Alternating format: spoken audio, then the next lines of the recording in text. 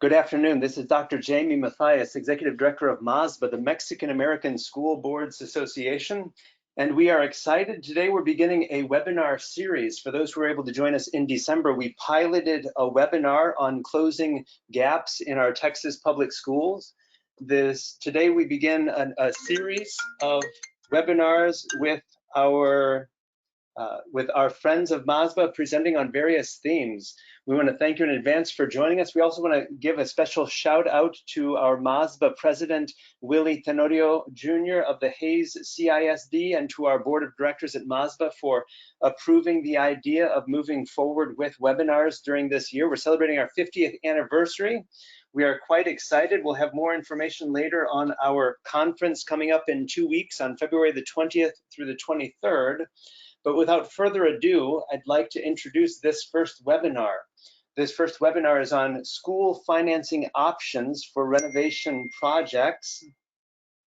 We are pleased to have with us today a presenter from E3 Integral Solutions, Vince Zubicek. For those who may not know E3, and we'll have Vince speak to it in a moment, we know that those of us who are familiar with the Texas Association of School Boards, TASB, they have an energy management provider, which is E3. So we're excited that our friends at TASB are sharing with us the resources of E3 Integral Solutions. Here in the Austin ISD, where I serve on the school board, we have $5 billion with a B, $5 billion of deferred maintenance as a district. So as you can imagine, I'm excited to be learning today about school financing options for renovation projects. Without further ado, Vince Zubicek of E3 Integral Solutions, take it away. Thank you very much, Jamie. Again, my name is Vince with E3. So thankful to take this opportunity to be a part of this first webinar with MASBA. E3 really quickly is just blessed to be a sponsor for MASBA and all of the efforts that y'all are undertaking through your organization. As Jamie also mentioned, we are also very excited that now for close to 10 years, we have been an exclusive partner with the Texas Association of School Boards to promote and help school districts with their energy management and financial needs related to things that Jamie mentioned along the lines of deferred maintenance and upgrading your facilities. So I've got a short presentation here for you today. Would love to share any further information after the webinar as you see fit. I'll go through this presentation. This is a presentation that we have given before at the Leadership Institute with TASB, and also I believe at the TASB conference in the fall. And so excited to keep bringing this message along to everybody out in the school district sector. Here's my contact information. Again, I'm Vince with E3. I'll put this up at the end as well. We've been blessed to be working, like I said, with TASB for about 10 years now on school district energy efficiency projects and upgrades. So how I want to start today is take a minute to think about your vision for your district when you started your relationship with your school district, whether you're a board member or an administrator. What did you think that role was going to be, and what was going to be your vision? Now, what you might have thought was the vision was what you see here on the slide. First off, making sure that you're increasing and bettering the outcomes of your students. Maybe one of your main goals was to make sure that your staff was taken care of, that they are that they're adequately paid for, that you increase teacher pay and you create a better learning environment. Or maybe one of your visions of working with a school district was to better the facilities as a whole, make them look prettier, build new facilities for the school districts that you're working with. And obviously those are the most noble goals. Those should be the #1 vision of any school district board member or any administrator as you work for a school district. But if you've worked for a school district for any amount of time, you will note that that's not the entirety of the work that you're going to be doing, that there are many other things that go into it. And some of them aren't as exciting, or the things that don't make the front page of the newspaper, like needing to replace those air conditioning units that are on the roof, or needing to replace lighting in a gymnasium or in a classroom. or needing to replace the lighting or control systems in your buildings. Those are the things that might fall back into the shadows a little bit, but when they become a priority for your district, they cost a lot of money and create a lot of capital expense in order to resolve those issues. And so what I'm here today to do is talk a little bit about when those issues come to the forefront for your district. And I believe that Jamie is a terrific example of that, where Austin ISD has $5 billion worth of deferred maintenance. These issues are going to come up. They're going to cost a lot of money. What are some tools that you as a school district person can have in your toolbox to go out and make sure that these issues can get resolved in a, not only in an efficient way, but possibly in a creative way as well?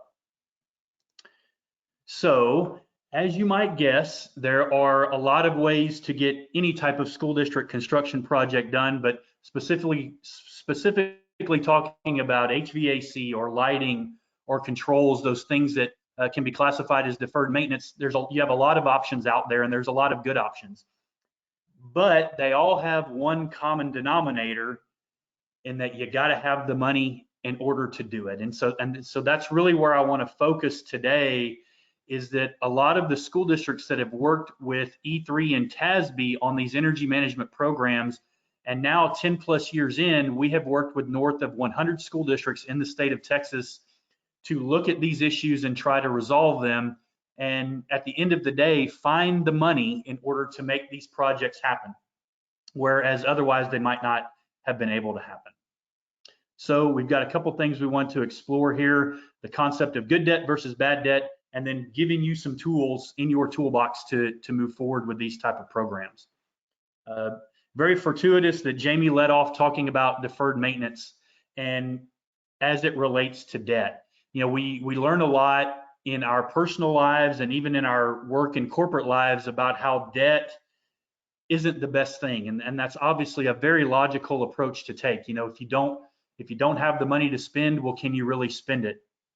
But we're seeing a lot of information and data out in the marketplace specifically related to school districts that deferred maintenance can really be looked to as debt. And again, Jamie gave the example, Austin ISD has $5 billion in deferred maintenance needs. If they don't handle those, you can get into a point of crisis where you may not have any money allocated for those projects, but you're going to have to spend that money to get it done.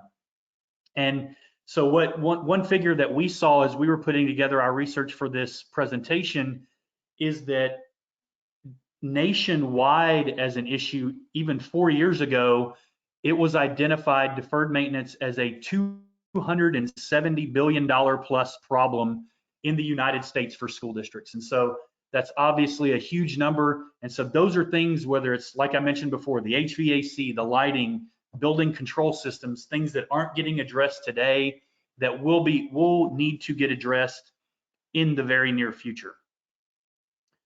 Vince, if you don't mind, I'd really appreciate your drawing attention to that. I didn't think about this until I was a trustee, but I've heard talk now about the lifetime costs of a facility.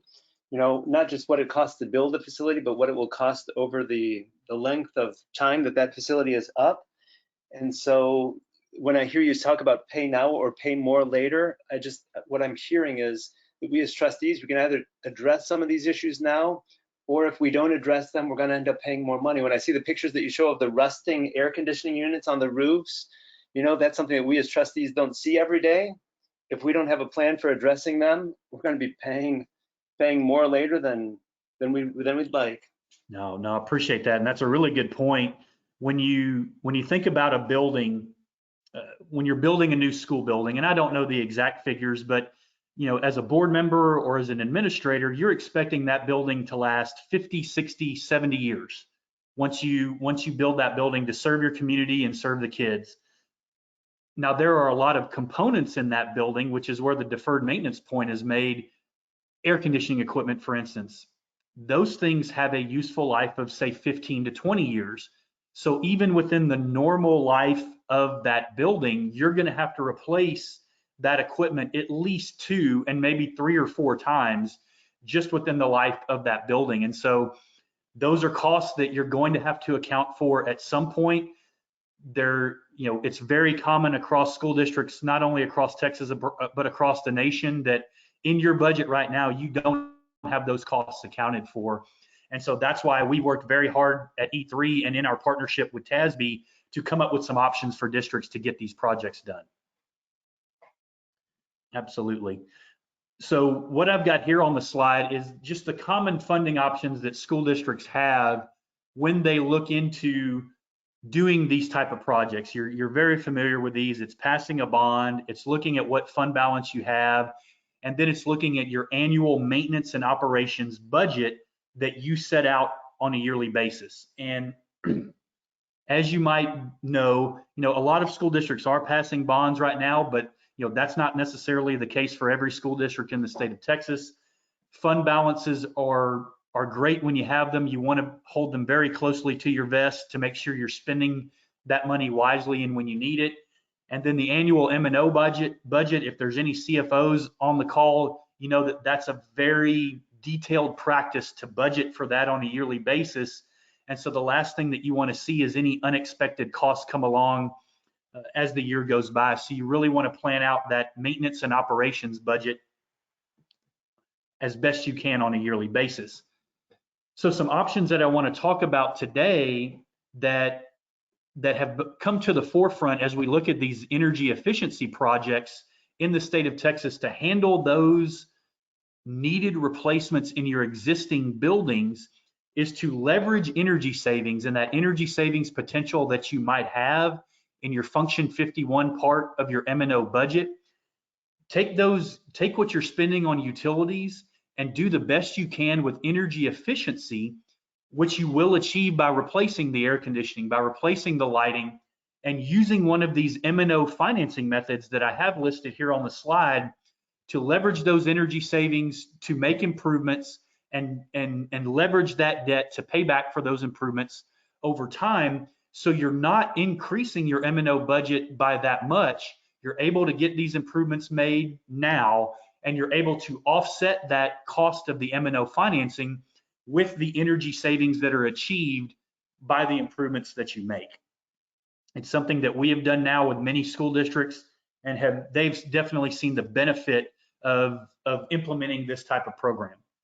So I want to dive into that a little bit deeper and talk about how many of the districts go about looking at replacing a lot of these deferred maintenance items now. They talk about, well, we have a 5-year plan in place. Let me just move ahead right here. Okay, we have a 5-year plan in place, a piecemeal approach. Say we've got 100 air conditioning units on our building. We're going to replace 20 of them a year over the next 5 years. And this is how we're going to do it. And that's a good approach, especially if you have that budgeted in your M&O budget to accomplish that. That's a good way to do it. But what we're seeing when you do the piecemeal approach as opposed to a comprehensive approach, you're not getting consistent technology. The technology in air conditioning equipment may change from year 1 to year 3 or to year 4. So you're getting different levels of technology. And that can even go to the lighting as well. The LED lighting today may be a little bit different than it is 5 years from now. And you really want to do your best to standardize that technology in your building. And then you also see an opportunity cost of those comprehensive savings over time. And here's what I mean. So when you do a piecemeal approach, when you do the 5-year plan, you see here in 2019, you're doing this much work and you're seeing $10,000 in savings. You see $10,000 more as you do it in 3 years and along the line. And as you can see, that's a good thing. You're achieving more energy savings over time, where by the time you get 8 or 9 years down the road, you've achieved that savings. But what we have found is that by taking a bundled or a comprehensive approach and taking care of as many of those deferred maintenance needs as you can up front here in your first year, you can maximize those energy savings and achieve those energy savings over a long period of time. So you see this red area right here is the area that you get to take advantage of by implementing a project on a comprehensive basis, you're able to make up that ground with that additional energy savings over time versus the piecemeal approach.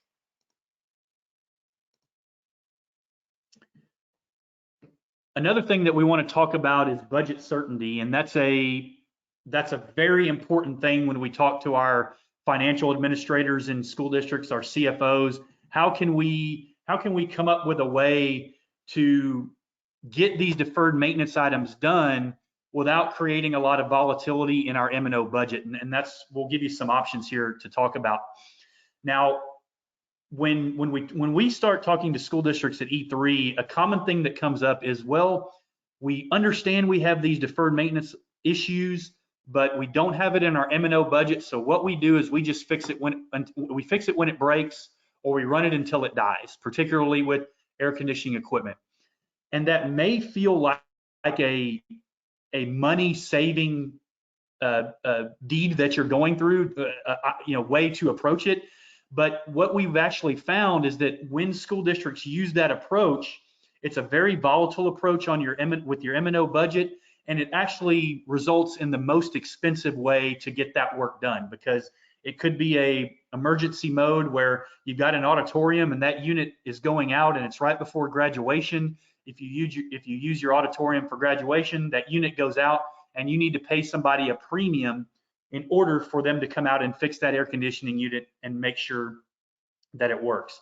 And when you go about the crisis management focus to get these improvements made, you're going to find money in your M&O budget to get that done. And it may not be the M&O budget dollars that you want to spend. And so it really can become a lose-lose proposition for school districts when you take that approach of fixing it when it breaks.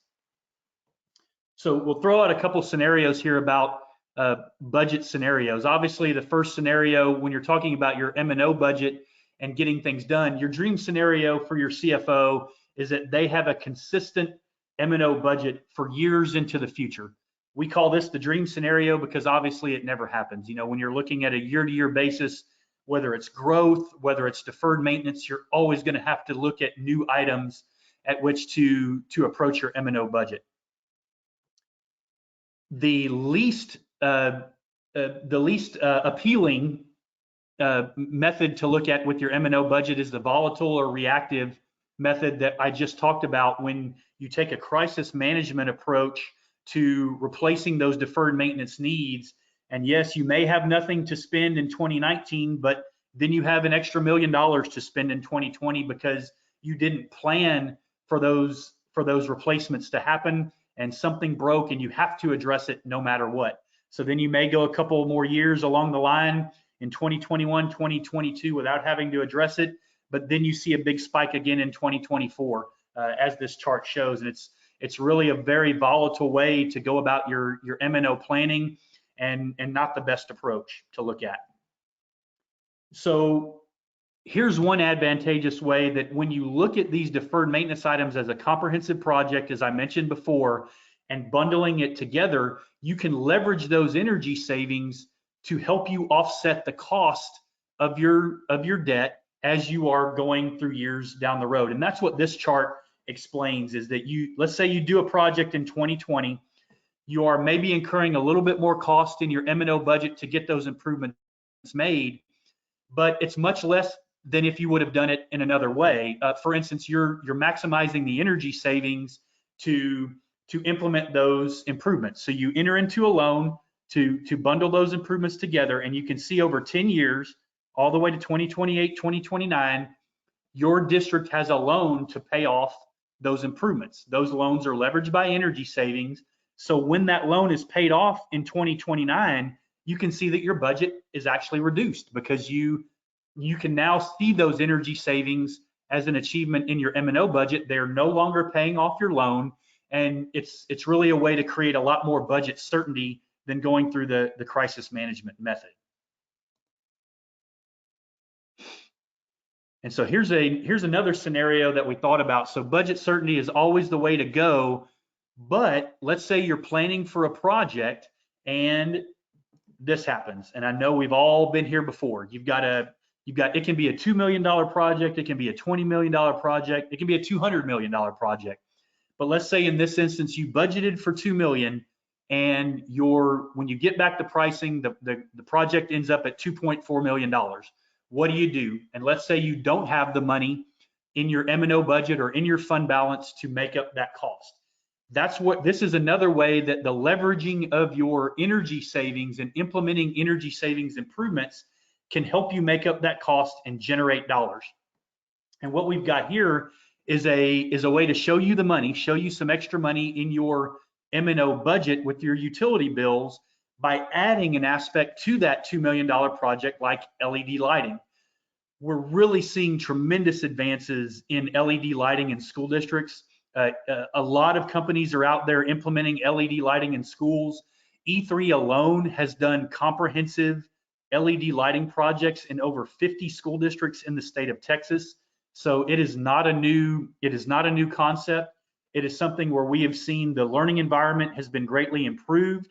And districts have seen dramatic reductions on their utility bills by implementing LED projects. So that's what I've got here is an example where you can take that $2.4 million project that I had in the example in the previous slide, add a $600,000 LED project that generates over $100,000 a year in savings off of your utility bill, and leverage that with M&O financing, whether that's a maintenance tax note, a contractual obligation, or something that I'm going to talk about in a minute, a loan tool through the State Energy Conservation Office that will help you not only implement that extra $400,000 in need that you had on the previous slide, but then you can also implement this $600,000 of LED projects and have all of that paid for by the utility savings that are generated from that LED project. So you're doing over $3 million of improvements at the end of the day, and all of those improvements are being paid for by the energy savings that you've delivered through your M&O budget. And so where it's a good fit, it can really be a tremendous thing for school districts to look into to see if you can leverage these deferred maintenance projects into a comprehensive project. So what I want to move to next is put it into actual practice on a success story of a district that had these exact issues and then looked into a way to fund it through their M&O financing and were able to deliver a successful project. So the district I'm going to talk about is Silsbee ISD. They are I believe about 50 minutes north of the Beaumont area. So we're talking deep East Texas. They have an enrollment of just under 3,000 students, and they had deferred maintenance issues that they wanted to resolve. So here's what they had. They had major HVAC chiller plant replacements needed at their high school. This is probably very familiar to you, where at every school district you've got at least one or few of your schools where you've got these needs and they need to get done, and you need to look for the money to resolve those issues. So Silsbee had chillers that they needed to be replaced. They had limited funding and they had high utility bills. So they looked into, okay, what is the best way for us to resolve this issue?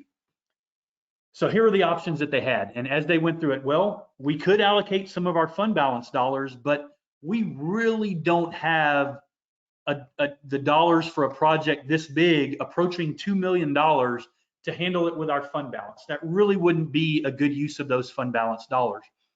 For Silsbee ISD, a bond also was not an option. They were not in their climate in their community to be able to pass a bond, or had it was not a good enough tax implication for them to go out and ask the community to pass a bond to get this work done.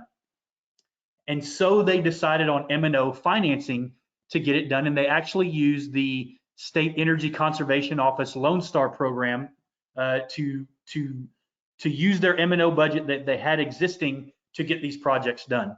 And then on top of that, they utilized the construction method of design build procurement to implement these projects. And the one thing that I will say about design build, which E3 is a design build implementer of projects for school districts, the value that Silsbee saw in going design build is that when you do that, you're working with one entity who is the engineer and who is the construction manager throughout the entire process. So you're talking about from the engineering to the implementation, all the way through helping you secure the funding and making sure that you're meeting the requirements of that funding to get that done. And so there are multiple companies out in the market that utilize the design build method of implementing energy management projects, and that can be a really good way for school districts to work with one partner instead of working with multiple partners to get this project done. Vince, if we might, could you help us to understand that if we're working with one partner, that is to say, are architects and others involved as part of that? If we go design build as a district, it sounds like there may be certain advantages in that respect. That's correct. So one major advantage that Jamie hit on just now with design build is that design build responds to the type of project that you're doing. And so in this case, we're talking about energy projects. So we're not really talking about architecture, we're talking about engineering. And so when you go the design build route, you do not have to hire a separate architect to get that work done. You're just hiring the people that you need to implement this project. And so if we're talking about HVAC, lighting, and building controls, you're just hiring a mechanical, electrical engineer and then the appropriate construction managers to implement that project. And in the case of E3, we have all of those in-house and are able to do that all with one entity. Was that what you were looking for, Jamie? That was tremendous, Vince. I just really appreciate, as we as trustees think through these things, and as administrators as well, we have to think through the most appropriate delivery method. So I'm hearing you suggest that there are various advantages for us to consider design build for the delivery of deferred maintenance projects like the ones of which you speak. Absolutely, and that's absolutely correct. And deferred maintenance has become much more popular within the school district community, specifically for deferred maintenance projects. And many school districts already have implemented and used that delivery method to make these improvements. So definitely not a new concept within schools. So if it is a new concept within your own school district, you've got some resources available to you in knowing that other school districts have done this already.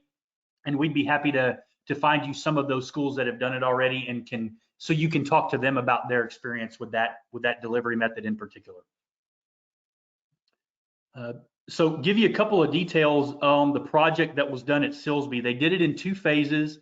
Their $200,000 project that I've got on the slide here was an HVAC project that was financed utilizing the State Energy Conservation Office loan, not their Lone Star program, but another one of their loan programs, which you can see they were able to borrow the money through the state at a 0.25 interest rate, which was tremendous. And then what they did with their second project, the $1.6 million project, they implemented that project through the SECO Lone Star program, which is a low interest method that I'll talk about a little bit more in depth in a little bit, but then implemented that project and were able to secure that funding and pay for that program in less than 10 years. You can see that the project was amortized in 9.7 years. And I've got a additional little chart here to show you that what this did. If you'll go to the installed dollar column, you can see how the lighting retrofit, like I talked before, has such a great impact, where you can see that the cost of the lighting was $870,000 and the HVAC and controls was $700,000. But because there were so much energy savings generated from the LED lighting, $131,000, that it dramatically helped the payback of the HVAC project and was able to create a total project for Silsbee ISD to pay for in less than 10 years. And so when that note comes off the books for Silsbee, after 10 years, they will get to enjoy those energy savings and see a good M&O impact on their budget. And more so than that, they were able to implement over $1.6 million in projects now in a way where their utility reductions totally offset the cost. And so they saw no increase in their M&O budget to get these projects done. And I've got that represented here. This is Silsbee ISD shared this with us, that this is their month-by-month calculation of their utility expenditures as they went through our project. And you can see just after 9 months, they had already reached their goal of over $160,000 in energy savings. So this actually turned out to be a net positive to their M&O budget. And you take that on top of that, where we were able to go help them secure over $100,000 in utility rebates through their utility provider, through the lighting savings that they were able to get. So that's on top of it. So at the end of the day, Silsbee ISD took a problem that they had, a deferred maintenance issue that they had no way to pay for. They leveraged their energy savings. They leveraged this SECO loan program into a net positive for their school district, where the project paid for itself with the energy savings, and they were even able to see some rebate initiatives implemented with the project. So finally, here's what they were able to get done as far as tangible benefit to their buildings: a new chiller plant at their high school, district-wide LED lighting, which has tremendous benefit even beyond the energy savings like I talked about, drastically improving the lighting in their district, a project that pays for itself in less than 10 years, and then by going the design build route, a very smooth design and construction process. So what I would like to do, wrapping up my presentation today, want to talk to y'all briefly about the program that Silsbee and many, many others are using here in the marketplace to get deferred maintenance projects completed. It is a program through the State Energy Conservation Office, as I've got on the slide here. SECO is a division of the State Comptroller's Office. And so this is a division that has been set out to help public facilities achieve greater energy efficiency through a myriad of ways. But one of the options that they have is their Lone Star program. And this is the program that Silsbee used and many other school districts in the state are using. So I'm going to leave this contact information up here for just a little bit longer. But if you'd like this contact info after the webinar, either myself or Jamie will be happy to provide. The new director of SECO is a gentleman named Eddie Trevino, and I've got his phone number and email information here. If you'd pass this information along to others, to your school district administrators, or feel free to contact him with any questions that you have. I really can't speak with enough praise about the work that this state entity is doing for school districts to provide programs for you to go out and implement these improvements in your buildings. It's really a tremendous program. They've made it a very relatively simple process to go through acquiring this loan through them. And many of E3's and TASB's clients have used the SECO loan program to implement their improvements. So here's just a few, as I wrap up, here's a few of the details of the program. They've given out over 300 loans, almost half of those to K-12 school districts, and they've given out loans also to universities and cities and counties. And so if you're associated with those entities as well by chance, just know that this program is available to them as well. They've loaned out over $400 million of the state's money to help public facilities improve their buildings. Their average project is about $1 million, and the average payback on those projects is 7.5 years. So you're looking at projects that pay for themselves with the energy savings in 7.5 years, which has just been tremendous. And their most common way of lending out the money is through a 2% loan. There is a 1% loan available that is through the old ARA Act, which is President Obama's stimulus package back in 2008. There are still some of those dollars available at 1% interest, but that does require much more processing and reporting for federal purposes. And so it is, just know that it is a much more process-based and a lot more paperwork involved if you do the 1% loan versus the 2% loan, which is a state-based loan and a relatively simple process. Most of our clients do the 2% loan through SECO Lone Star. And then just real quickly, the process: the school district would submit an application. You would get a memorandum of understanding or an MOU from SECO that those funds have been reserved. And then you have 140 days to develop a project, which if you partner with a company that does a design build type method like E3, 140 days is typically more than enough time to implement the final development of the project for SECO. That project and report is called a UAR, or a utility assessment report. That then goes through the SECO process. They have their own engineers where they will review and approve the project for you, and then assign you a loan document for you to enter in that loan for the project. Then there will be a couple of other 50 and 100% design and construction steps, and then you do the construction, and then you will begin the process of repaying your loan back to SECO for the improvements.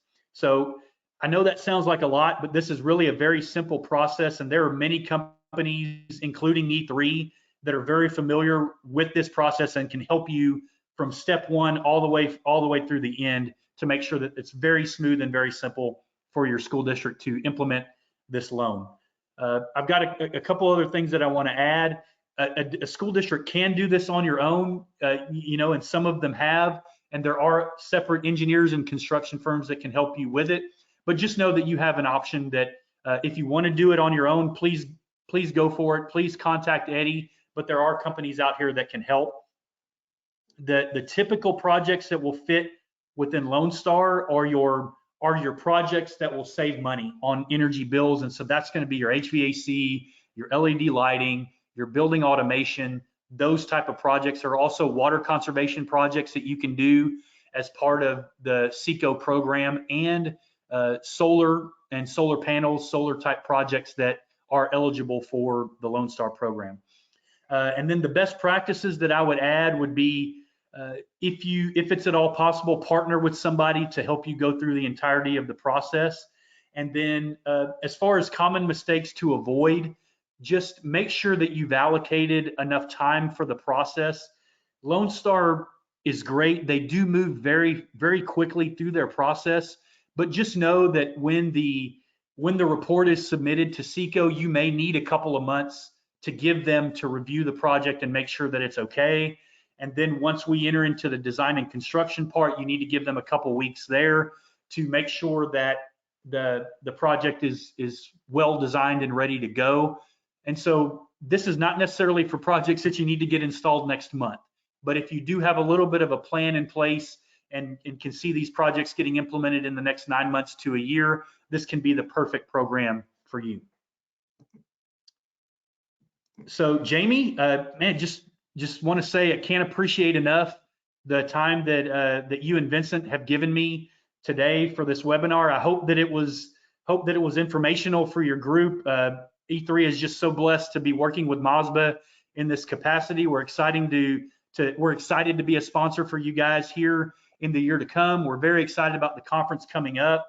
I'd love to answer any other questions that might be out there. If anybody has any questions, feel free to contact Jamie or email or call me. But I'll pass it back to you, Jamie. That's all I've got. Tremendous. Vince, actually, I have a few questions for you here, but before I get into that, I just want to say thank you for using the concrete example of the Silsbee ISD. Many of us know the immediate past president of TASB, Jim de Garavilla, who is on the board there in Silsbee. So suddenly when you start talking about, showing us concrete numbers from a district who has done a project like this, it's really, that really helps me. It gives us another resource to be able to pick up the phone to a person like Jim and say, hey, we've heard from E3 about what they did for your district, tell us more. So Vince, I'd love to ask you a question or two. First of all, as trustees and as administrators, we're aware of the fact that we have different sets of funds that we could draw from for projects like this. We have M&O dollars, which we use to operate our schools. We have INS funds, which go toward things like capital investments and capital improvements.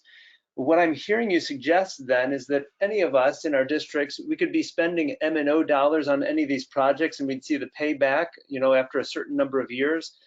But it seems that also as trustees, we should be thinking about how it is we could be using INS dollars instead so that we can continue to direct M&O dollars toward the instruction of our students. Tell us, if we were thinking in that direction, any counsel that you might offer us in terms of, for those of us who might be looking toward bond elections in the future, where would we get started? How would we start a conversation on the use of INS dollars for making capital improvements, whether it's LED or HVAC or the various needs that we have as districts? Absolutely. That's a great question. We're seeing just with the, in my career and the movement in the last 10 to 15 years, particularly where more communities are authorizing bond programs, that it's a tremendous idea. Jamie, INS dollars are a tool in your toolbox, right? The same as M&O dollars, the same as M&O financing. And I would suggest that for your deferred maintenance issues, that if you do have the community support and the administrative support within your school district to allocate potential bond dollars to deferred maintenance projects, I think that's a tremendous way to go. And I think a great place to start would be either with your financial advisor in your district, or if you have a engineer that you have hired to begin talking about budgeting for those deferred maintenance projects within a bond. And then obviously, if you don't have those resources available, myself at E3 and representatives from TASB would love to help a school district start out that process as well, to determine what those deferred maintenance needs are, and then start to put budgetary figures around that so you can know how much to ask your community for in a bond proposition to get those improvements done. But absolutely, it can be a tremendous way to move these deferred maintenance projects to the INS side. And I think you worded it perfectly, Jamie, and then focus those M&O dollars on instruction and pouring those dollars into the classroom. Tremendous. Vince, we have a question here from Trustee Willie Tenorio of the Hayes Consolidated ISD, which is, Willie is also our MASBA president here. His question is, what is a maintenance tax note and how can we as districts use it? Excellent question. Excellent question. So a maintenance tax note is a common mechanism that school districts use to borrow money for certain maintenance projects. And so your CFO at your school district will be very familiar with this type of financing mechanism. What I know about it is very commonly used for renovations within school district projects.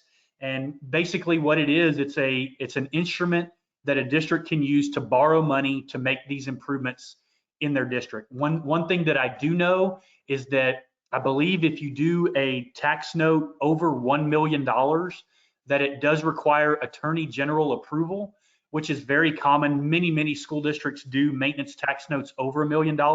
So that process is not a long one, but just know that it will require that approval. And also that a maintenance tax note, because it is on the M&O side, does not require your voter approval like a bond, like an INS would. And so again, it's a very common instrument. Many of the districts that we have used maintenance tax notes to say borrow $2 million for a project, and then they will pay for that project on their M&O side, but then they will see an annual energy savings to offset that cost. And so you can do a 5-year maintenance tax note, you can do 10 years, you can do 15 years. For energy projects, we necessarily wouldn't recommend you go over 15 years to pay back the project. But what it really is a vehicle for your CFO to borrow these dollars to get the project accomplished. Tremendous. Appreciate that, Vince. And I'm thinking as well, really appreciate your being with us today, because any of us who have questions as a result of this conversation, thank you for putting your contact information up on the screen. We know that E3 works with TASB, all our friends at TASB, so that gives us the opportunity to be able to follow up with you afterward as well. I have a question about student disruption, or the disruption of students and school communities, Vince. So Okay. when y'all do the things that you do to our schools, I'm imagining a lot of it is during summer breaks and or during winter holidays. But do you have work that goes on otherwise in our schools during other times of the year? And if so, what disruption, if any, does that cause for students and schools? That's a great question. We get a lot of requests to do projects on accelerated timeframes, and we also get a lot of requests when we do projects for large scale mechanical. So you hit the nail on the head, Jamie, that it's always optimal to do projects during the summer months or extended time periods, whether it's spring break or holiday breaks. But at E3, we have done so many of these, and because all of the work that we do is in existing buildings, we don't do new construction projects. Our construction managers and our network of mechanical subcontractors are very adept at being able to do projects while your school is in session. And so what that means for us is implementing projects at night or on weekends and making sure that we are segmenting and dividing those projects in a way that do not cause any disruption to your educational mission in your buildings. And in fact, we are very comfortable at E3 in doing LED lighting projects on a nightly basis to where we can get these projects done on an accelerated pace and make sure that you're achieving those energy savings very quickly, as opposed to waiting for the summer or waiting for the Christmas break to get it done. We can actually implement these projects quickly so you can maximize your energy savings for that project. Tremendous. Two last questions from here, Vince. The last question, of course, is going to be for you to tell us one more time about E3 and the services that you provide to school districts throughout the state of Texas and your partnership with TASB. We want to hear that one last time before we conclude this. But before we get to that question, I just want to ask, I know that TASB and E3 are working together or have worked together on various projects here in the Austin ISD in the past. I don't want to put you on the spot, but anything that you might remember about those projects and or how it is that you help the district like the Austin ISD? Absolutely, absolutely. So we are fully engaged with Austin ISD on a number of projects. We've currently just completed what I would call a pilot LED project at two of the district's elementary schools. I believe that is Overton Elementary and Barbara Jordan Elementary, where we completed those projects over the Christmas break. And the district is working very closely with E3 representatives on ways to expand those lighting projects on a larger scale across AISD. And we are also exploring more design build bundled type projects from a mechanical scope perspective with Austin ISD at specific campuses right now. And we're in the development phase of at least one of those projects. And as you know, Jamie, when you're talking even just one campus at AISD, you're potentially talking about multi-million-dollar in needs from a mechanical standpoint. And so we're looking at those individual projects as well right now. So quite a bit going on. Appreciate that, Vince. So before I get to the last question, just want to pause here and say we so greatly appreciate you and all of our friends at E3 Integral Solutions, a gold sponsor of MASBA, the Mexican American School Boards Association, and of our mission of closing gaps in our Texas public schools. It's because of friends like y'all that we are going to be offering 220 plus scholarships to graduating seniors this year. So we just really, really appreciate your partnership and your support of our mission. One last time, Vince, can you tell us, for those of us who may have joined a little late, E3 Integral Solutions and the services of TASB, tell us what it is that you do. I was, for some reason, I was under the impression that maybe y'all have served like some crazy, incredible number, like over 100 school districts in Texas. Tell us about your firm and its services and how it is that you can be of service to those of us who need help. Absolutely. So, and I really appreciate that. And again, thank you all very much for the opportunity to speak today.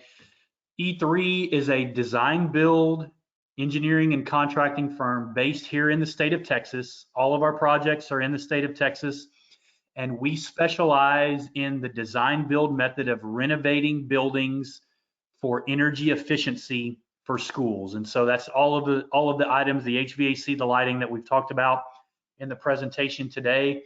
You are correct, Jamie. We've been in existence since 2009, and we are well north of 110 school districts served through a vast variety of projects and amount and scale that we have worked with. Now, over that time, since 2010, 2011, we have been in exclusive partnership with the Texas Association of School Boards for their energy management programs. And so we value that partnership with TASB very deeply.